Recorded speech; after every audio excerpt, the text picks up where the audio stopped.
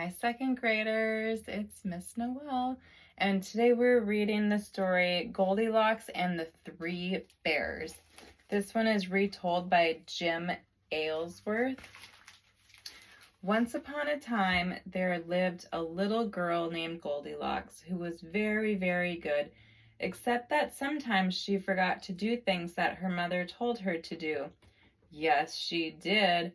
Fortunately, most of the things she forgot to do were small things, like forgetting to tie her shoe or forgetting to wipe her mouth after eating bread and jam, and so it didn't matter too much. But once in a while, Goldilocks would forget not to do things that her mother told her not to do, and that kind of forgetting would lead to much more serious trouble.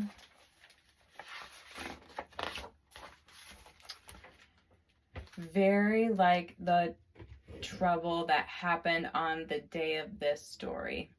It all began one sunny morning when Goldilocks asked if she could go out onto the meadow to pick flowers. "You may go," said her mother, "but make sure not to go into the woods. I've heard that a family of bears lives there." "Yes, ma'am," said Goldilocks, and she picked up her flower basket and she left out the door. But very soon she saw a butterfly and she began to chase it. And as luck would have it, that butterfly led her to the very edge of the woods. And then, just then, Goldilocks saw a pretty yellow bird. And wanting to see more pretty birds, she forgot not to do what her mother told her not to do, and she followed a path up into the woods looking for pretty birds. Very soon, Goldilocks came to a curious little house there in the woods, and oh, she thought it was so pretty that straight away she peeked in through the kitchen door. In the meantime, the family of bears who lived there had just left out the front door for a walk while their bowls of porridge cooled off in their kitchen table. "Hello," called Goldilocks. "Anybody home?" Well, there was nobody home, of course, and Goldilocks should have turned around and gone back to the meadow. But oh, it was ever so pretty and curious inside there, that even though her mother had told her not to go into people's houses without being invited, she forgot not to, and she went in anyway. Straight away, she saw those porridge bowls on the kitchen table, and yes, that porridge smelled so delicious that I'm afraid she forgot that her mother had told her not to touch other people's food, and she decided that she had to have a taste, and she did. First, she took a taste from the great, huge Papa Bear bowl, but oh my, no, that porridge was much too hot. So then she took a taste from the middle-sized Mama Bear bowl, but that porridge was too cold. And so then she took a taste from the wee small Baby Bear bowl, and she found it neither too hot nor too cold, but just right, and so delicious that without really meaning to, she ate it all up. Then she went into the parlor, and there she saw 3 curious chairs. Goldilocks thought they were the most curious chairs that she'd ever seen. In fact, they seemed so curious to her that even though her mother had told her not to use people's things without permission, she forgot not to, and she climbed up and she climbed down in the great, huge Papa Bear chair.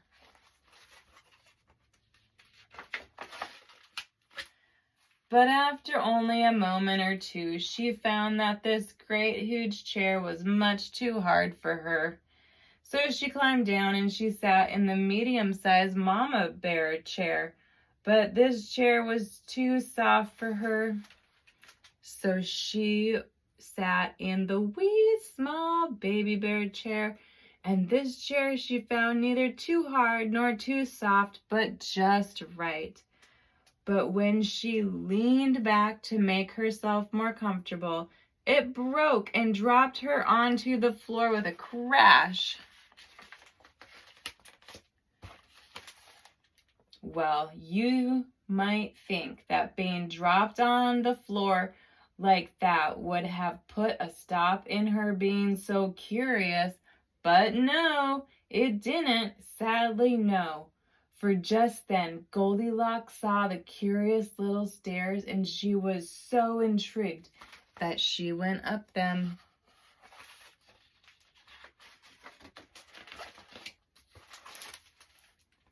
At the top, she found an even more curious and pretty room.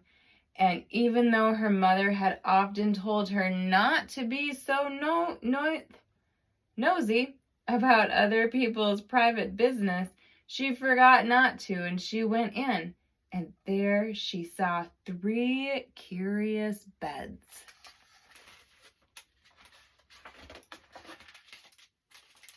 And straight away she climbed up into the great huge Papa Bear bed, but very like the great huge Papa Bear chair, Goldilocks found it too hard for her.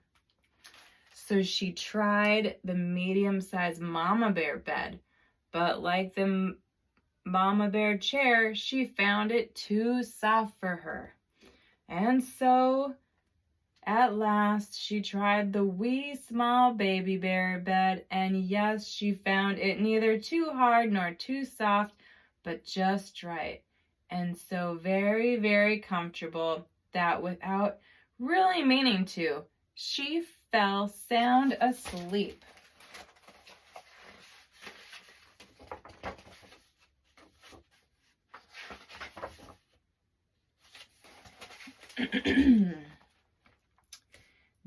Just then, the bear family returned from their walk. The great, huge Papa Bear went over to the kitchen table and in his great, huge voice said, "Someone's been eating my porridge." Then the Mama Bear looked at her bowl and in her medium-sized voice said, "Someone's been eating my porridge." And then the baby bear looked at his bowl and in his wee small voice he said, "Someone's been eating my porridge and they ate it all up."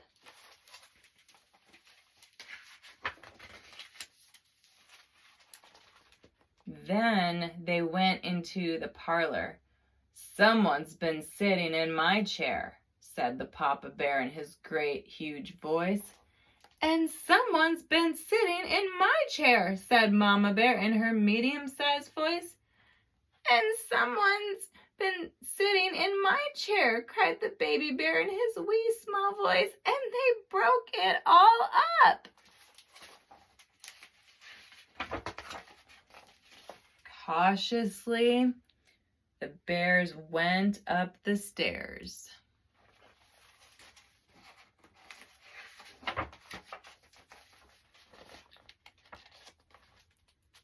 The Papa Bear looked at his bed, and in his great huge voice he said, "Someone's been sleeping in my bed."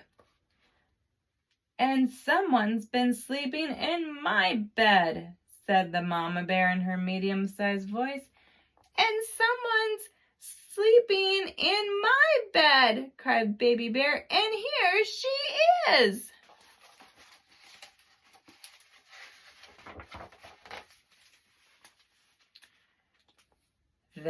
Just then, Goldilocks woke up, and she looked up at the bears who were looking at her, and just as fast she remembered that her mother had told her not to talk to strangers, and she didn't do it. No, indeed, she didn't. Instead, she ran down the stairs, and she ran through the kitchen, and she ran out the door. And she ran and she ran and she ran all the way home.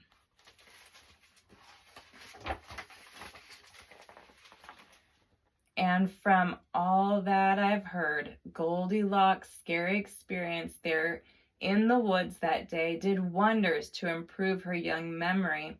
And while it's true that she still sometimes forgets to do small things like tying her shoe or wiping her mouth after eating bread and jam, Goldilocks never, ever forgot not to do what her mother told her not to do ever, ever, ever again.